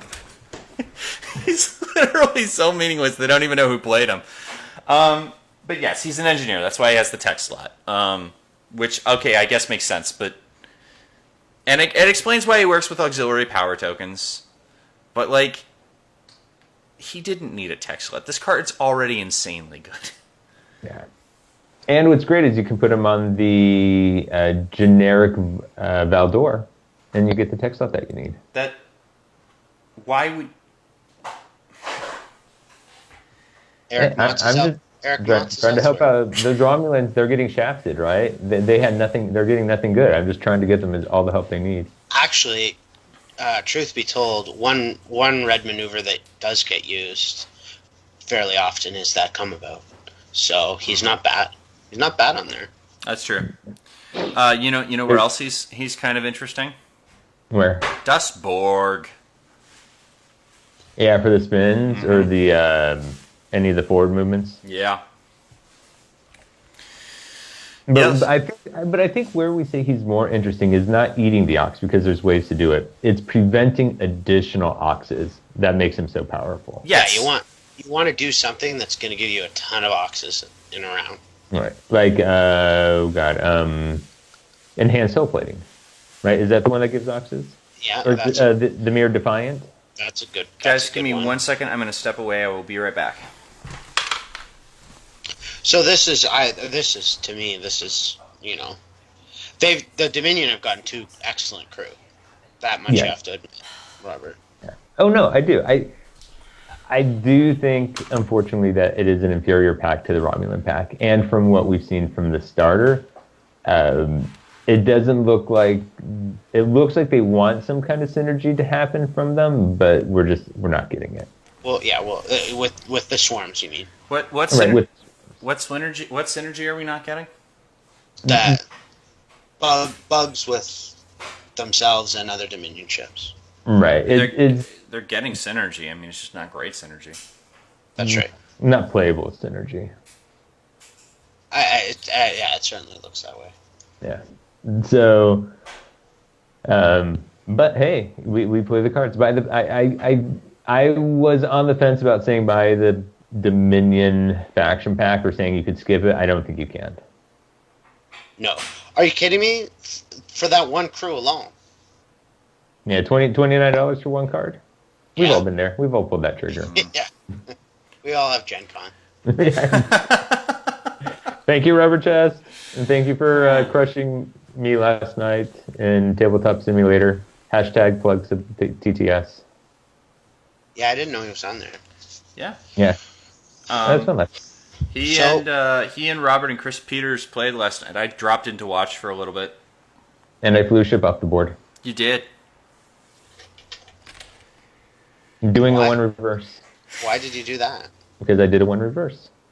I know, but what were you what were you hoping to accomplish? Oh, he had a scimitar coming around. I had the Sutherland with dorsals on there, so I was trying to stay out of the arc of the scimitar. And so I was doing a one back to stay out of the arc because I knew he was going to do a bank. And I had just done a bank myself, thinking that there's enough space, and I was off by a nub. Ugh, that sucks. Yeah. Anyway, this card is awesome. Moving on.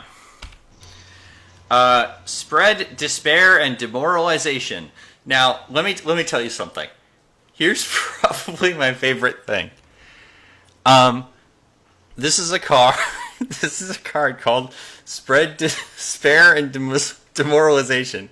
And of the 6 people pictured, 2 of whom you can't see very clearly, all four in the front are smiling. Because they are laughing at the despair and the demoralization. That's what I love about it. They're maniacal. Yeah. They're mustache twirling villains. I love the picture for this card, and I love the name too. It's just, it looks so jolly. Like somebody did an altar of this where they're all wearing like Santa costumes. That was Chris Peters, by the way. Oh, for crying out loud. Is there anything that man can't do? So, yeah. Spread, despair, and demoralization. 5-point unique dominion, elite talent. Range 1 to 2. Action, discard this card and target all opposing ships. All target ships roll -1 attack die and -1 defense die this game around. Because we really needed a 5-point expensive discard action unique talent. They aren't going to let it go. I think it is kind of justified here. And so this is what I think the game's trying to do, which is why I like this card. This pairs perfectly with somebody like the card, like I talked about earlier, or with the crew that gives battle stations. Because one person is handing out battle stations to all of my ships, my other ships can now take actions that may not have been efficient in the past, but are now justifiable efficient. And -1 to all of my opponent's attack ships, to their attacks and their defense, is kind of significant. If it's a cloak fleet, then I take a scan token. Your scimitar is now rolling 4 evade dice, right? Your Vorch is now rolling 3 evade dice. And -1, it's 4 attack dice. I'm going to live through that. All of those generic beetles are going to survive that attack. I actually think it's pretty good. The one thing is that the -1 defense die to all your opponent's ships isn't quite as good because you're probably only going to attack one ship in a round, right? Yeah. But this makes the bar for swarm fleets being good a lot higher, in my opinion. Mm-hmm. Because if you're running 5 3 attack dice ships and now they're all of a sudden 2 attack dice ships, which it's range 1 to 2. I mean, it's possible. You've just clobbered that swarm fleet. So just in perspective, right? A swarm of Somras, okay, that all get hit by this cannot roll any dice against a Sutherland with shield adaptation, even at range 1. Or an Enterprise D. I mean, they can roll 1 against the Sutherland and be able to get a crit, whatever. Right. Well, so you know what I like pairing this with? And I don't know if this would work. It just came to my mind. But I like...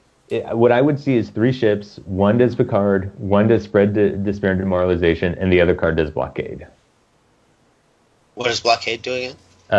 All friendly ships within range 1 get +1 attack and +1 defense dice this round. That's a swing. That starts to be a bit of a swing, eh? Yeah, that's interesting. The flip side about that Picard opening up those actions, though, is that the action they should still probably be taking is target lock most of the time.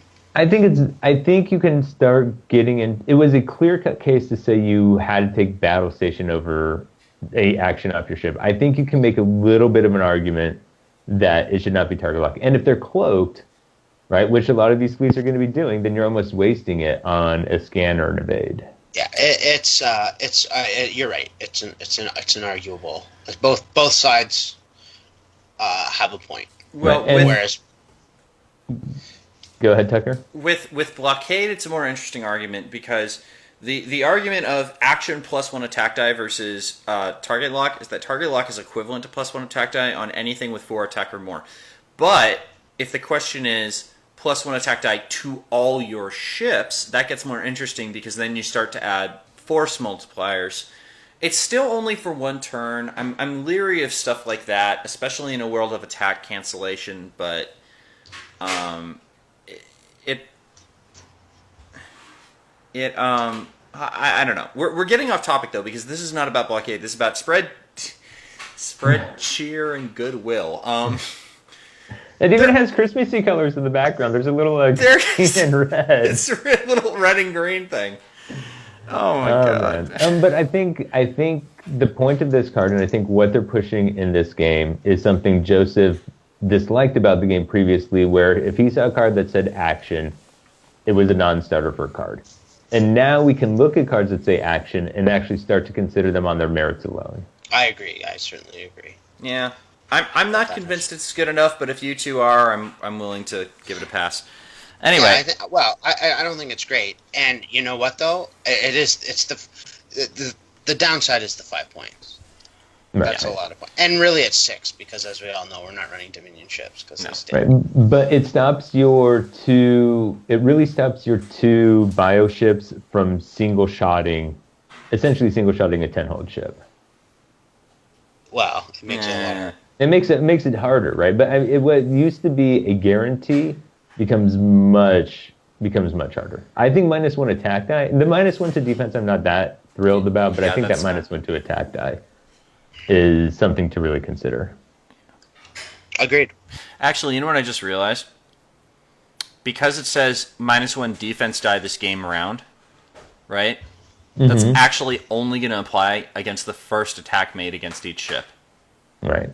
So that's... Ooh, yeah. Ooh.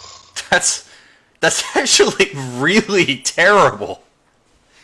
The defense die. The attack die thing is what you're here for. Nobody's here for the defense die. That's just a sweetener. An artificial sweetener. Like what's the yellow one? The yellow artificial sweetener? Splenda? No, not that one. Maybe it's not yellow. It's like there's equal, which is the blue. The blue one. Yeah. This is equal, right? Because it's not even the artificial sweetener you use if you use artificial sweeteners. It's the one you're required to by your doctor because the others interfere with your drugs or something like that. Yeah. All right. So moving on to our last preview card for today. I'm bored at the Minesweeper.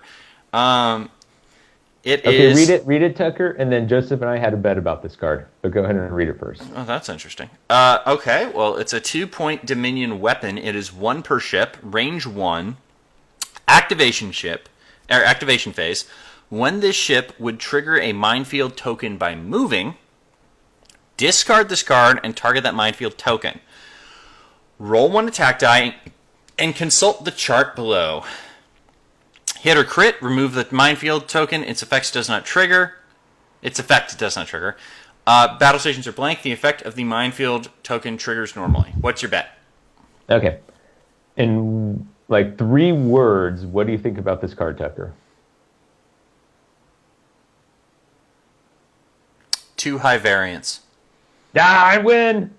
I win! What? I said Tucker was going to hate this card, and Joseph said you were going to like this card. I don't like it. I don't hate it. I just don't think it's good enough. I despise cards that are this high variance. Okay, I guess I don't like it, but it's I don't know. Why did you think I would like this?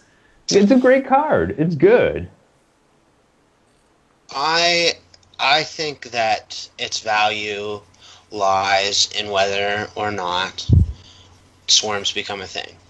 Because on a bugs form, taking 3 of these it's not high variance anymore, right? No, perfect. No. And it's in the least used slot. But here's the flip side. For swarms, you're gonna have to find something with 2 weapons. Because one of them has to be Type 8 phaser array. Yeah. Well, this can go on the generic battleship. You can put 2 on the generic battleship. It's 1 a ship, but yeah. Oh, 1 per ship, right? Please don't do that. I I think it's good on the generic battleship. I guess if you're running all power to weapons. I think it's. Does the battleship really want to worry about cloaked mines? Yeah, you're right. No, If it's not running all power. No, yeah, it's not worrying about the cloaked mines. It's the support vessel flying with all of the swarm of bugs. I'm really not convinced that's a thing, but okay. Right, but Joseph and I believe that swarm fleets are not 100% swarm, but they're going to have some larger capital ship in support. Yeah, I don't think we'll ever see 5 bugs. I think we might see 3 bugs and a battle cruiser, or whatever, right? Right. In the thing, and maybe we won't. But if we do, that's where this is like, this is a very important card for those fleets, right? Right. Or now I can run Hidekis instead of running Fed fighters, and then I just know I'm taking a couple minesweepers on whatever 2 support ships I have. You're going to move the fighters first, though. That's the problem. Right? Mm-hmm. It depends what captains I take. I could take Yelger. Wow. Then you've got other problems. Yeah, this isn't helping. No, I think I don't like it. I think it should not have been a discard if they didn't trigger. I think it should have only discarded if they did trigger. That does not make me happy. If you run 3, you're only killing maybe 2. You're definitely killing 1, maybe 2. Well, not definitely, but you should. Oh. That's real bad luck. Expected value is you'll kill 1.5 with 3. Yeah. Right. Yeah. If it didn't discard when it didn't work, then it would. I'm not saying this is bad, but it would stop cloaked mines dead. Because 1 turn of cloaked mines is not a problem, right? Like, that's almost never a problem. Sometimes it's the point that's the damage that lets a shot or a ship kill you in 1 shot. But the real problem with cloaked mines is having to be in them for 2 or 3 rounds while you're fighting the other ships, right? Right. And if you're gonna get it. If you don't get it the first round, you're probably gonna get it the second. You know, like, now your expected value is 1 over 2 rounds, right? Right. Fair point. So it would be nice. It would be nice if it did do that, because man, it would be a strong counter to mines then. Yeah, well, and the 3 of us have discussed in the past that when you build a counter card, the counter card needs to cost less than the card that it is countering. Is that a correct assessment? Well, I know you guys feel that way. I don't necessarily. I think that eliminates. I don't. Card. I don't really feel that way. It's something you have to take into account, but I don't think it's a hard and fast rule. Well, I like it as a rule because I'm taking a card that may not work, and so there's that cost associated with it because somebody may not be running mines. And if it's more expensive to cancel a combo, then the combo generally tends to persist. Right, but you want it to. Counter cards shouldn't eliminate. Like, if they want to get cloaked mines out of the game, they shouldn't make a card that just makes them unplayable. They should ban it. Right. Yeah. So, ideally, a counter card allows counterplay, right? And there's a back and forth. Like, Yelgren is a great one because he shuts down Khan, let's say, but I can try and take steps to keep Khan out of range 1 to 2, right? Right. So it's a counter, but we get to now both take steps, right, to try and make that not happen. So. Well, but I think the counter here, which I expect, is that people, instead of feeling comfortable taking 1 mine, now sort of feel that obligation to take that second mine. Yeah, which is a good, like, that's good because now their ships are probably undergunned. Right. Now they've committed 6 to 8 points. Yeah, and you might still get them both. Yeah. Right. And where there are fleets that are designed to have 2 cloaked mines, giving them area control, those fleets are harder to play. Correct. Right. Yeah, they're almost stacking mines now instead. Yeah. So. That's I think this is a good card. Yeah, if swarms happen. I think even if swarms don't happen for 2, maybe 3 points, it's not a bad add-on card. Yeah. It's Yeah. filling one of the least used slots that we talked about. Yeah. That is true. It is a little awkward that you desperately want Type 8s for all the swarm ships, but on a battle cruiser, a Dominion battle cruiser, you're not putting anything in those weapon slots, right? You're not putting anything in the weapon slot of any 5 or 6 attack dice ship usually. Right. And even if you are, that's why they have the second one there for you. Yeah. Yeah, it's and so 31 points for that battle cruiser with Minesweeper. It's not bad.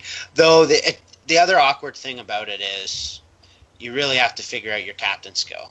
Right. Because you need your Minesweeper ship to be moving first. If your Minesweeper ship is moving second, then Yeah, that's why I kind of like Yelgern with it, because generally on the other ones it's going to be higher than 6. yeah, agreed. This would be another example of WizKids really trying to sort of force a concept or drive a combo. I think that's kind of what they're thinking. I think they're trying to put variance back in the game. At this point, it's so easy to get full quality, right? That No, I disagree that they're putting variance. Everybody's getting free battle stations. It's like a bad Oprah episode every time I play. You're all getting battle stations. Look under your chair. Everybody's got battle stations open. Oh my god. Okay, you guys. Well, I'll tell you. I mean, one thing we haven't talked a ton about, we touched on it earlier today, is putting 3 battle stations on a cloaked ship. That is hard. That is a hard thing to kill.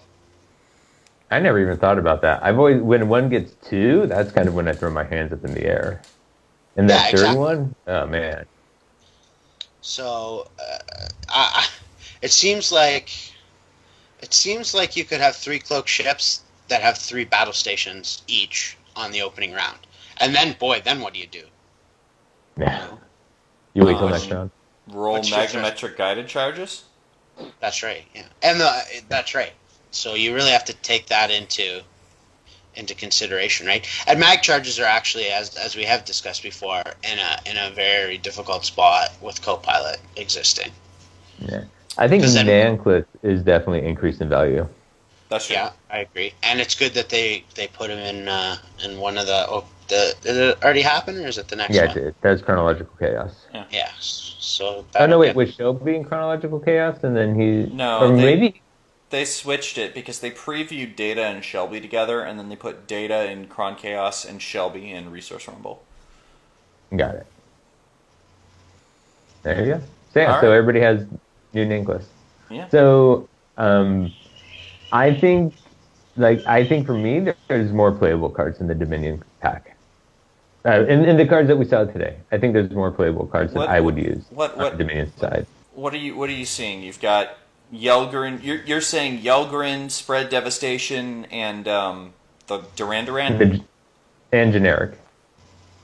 I'm really not sold on that generic. And Minesweeper. Yeah, I want to play with it. I know that the Regent was incredibly hard to kill because it had 10 health. And I think 10 health is a very interesting tipping point in this. It has a very good dial, especially with a 4 come about instead of a 3 come about, because 3 come about is going to often lead to bumping issues after the first round of engagement, but that 4 tends to push you past most ships.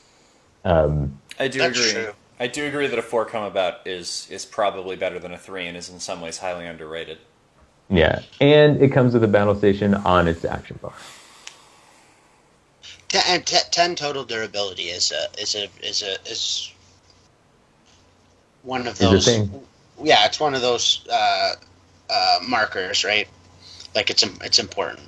Right. 7 is probably the first one, and then 10. It's hard for me to look at that dough and say that that's better than a Riemann. Well, Riemann's don't have 2 turns. That's true. It has a better dial than a Riemann. That's true. And I think a lot with the scimitars, they're really pigeonholed by taking that ox to stay cloaked. Well, yeah. I mean, we'll see. We'll see, right? But I'm a homer for the Dominion. If it has not been known at any time, let me make it very clear that this is the pack that I want to be good. And so I am somewhat jaded. Yeah, it's actually funny. Joseph's a big Romulan guy, right? And Robert's a big Romulan guy, and I'm just sitting here going, man, I hope the starter's good. Yeah. Well, I think honestly we can say we will not be disappointed by the starter, especially with what we've seen so far from all the packs, including three cards from the starter we've seen so far. Yeah, I also think, by the way, there are some places doing pre-orders of these for pretty cheap. Obviously, Miniature Market, but if you want to support your friendly local game store, some of them are even doing as much as 20% off if you pre-order. Game Castle in the Bay Area does 20% off of pre-orders. Exactly. So, I'm at the point where I think that the Dominion pack between Duran and whatever Battle Station's guy name is, that's probably worth $20. I mean, you get a bunch of models too. If they ever make a good card pack for any of those guys, you'll be set, right? Yeah, and I'm sure that there are people who, on a nice Sunday, go and say, I'm going to play something that's fun, so I'm going to make a swarm of bugs. I'm sure there are people like that. I don't know or associate with any of them, but I'm sure that's another way to get value, right? You actively disassociate with them, to be clear. Yeah, that's correct. Yeah. And all the gaming stores have a sign up that says no fun in this store. Yeah. Isn't that the Magic the Gathering standard sign? Yeah, that's right. Yeah. No, it's the Yu-Gi-Oh. All right. I've talked to store owners. No, Yu-Gi-Oh is the bad card. It is for a lot of reasons, but I'll tell you something funny, Joseph. This is your Magic the Gathering news. Star City Games posted their playmats for one of their opens, and it literally said, because it was all it was a preview article, right? We all know what they look like. We've seen WizKids doing it, and it's oh, look at this beautiful playmat, look at these cool feelies, and then they said, and if you want something pretty to look at while you're playing Temur Energy Mirrors all day, here's a playmat. Anyway, I thought it was funny. All right, so that's basically it for today. Any final thoughts, you guys? Wow, I don't know if I have any really. Well, I have a good one, which is that speaking of episodes of Star Trek that you should watch, and speaking of the Romulan Commander, Balance of Terror is the greatest episode of Star Trek. Yes. That has probably ever been done. Yes. If you haven't seen it, which I'm sure everyone has, go watch it and know the joy of and wonder of Star Trek. And I think it's the 9th episode or the 13th episode or something. It is so early that the phasers are photon torpedoes or something, or they still are. The photon torpedoes are phasers. Yeah. That's what it is. Yeah. It's pre-Chekhov as well. It is a very early episode, but it is probably my favorite one. It is also, here's a nice bit of trivia, it was the first remastered TOS episode. Oh. I also really like it because you get a sense of the pacing of TV in that era. And you really get this feeling of suspense, and that the show is not rushed. And the 51 minutes that they had. Mm-hmm. Yeah. Instead of 41 now. There's 10 more minutes of show. Yeah. I would still probably stay with the cliche that edge of the city, City on the Edge of Forever. That's also a tremendous one. Yeah. I dislike the we have to use what's currently built on the Paramount backlot set today episodes. He knows, Doctor. He knows. He knows. That's a great episode too. Yeah, walking away with the gate offering opportunity. The Guardian of Forever. I mean, look, we could sit here all day listing off great TOS episodes. I mean, that's just a fact. So we should probably wrap it up. Anything else, you guys? I think that was a good wrap up. All right. Well, actually, I do have a final thought for once. I generally just go into my spiel here about iTunes and Android and all that stuff. But I did just want to say, this is the episode that is going to be released immediately following Thanksgiving. And this isn't something I generally get an opportunity to say, so I think this is probably a good opportunity to say it. But I have spent a lot of time over the last couple of days thinking how incredibly grateful I am for this game, because it's been 3 years now, and some of the best friends I've had, I've made through this game, including Robert, including Joseph, including Will Sanchez, including David, and including many of the other people who I've been blessed with the opportunity to meet through just participating in this community. So I am very thankful that this game exists. I am very thankful that I have the opportunity to continue doing this podcast with you guys and with all of you listening, and I'm looking forward to doing it until the lights turn off. So I hope all of you had a wonderful Thanksgiving, and we'll see you next time. But for now, dials down, and may Q be generous with your dice.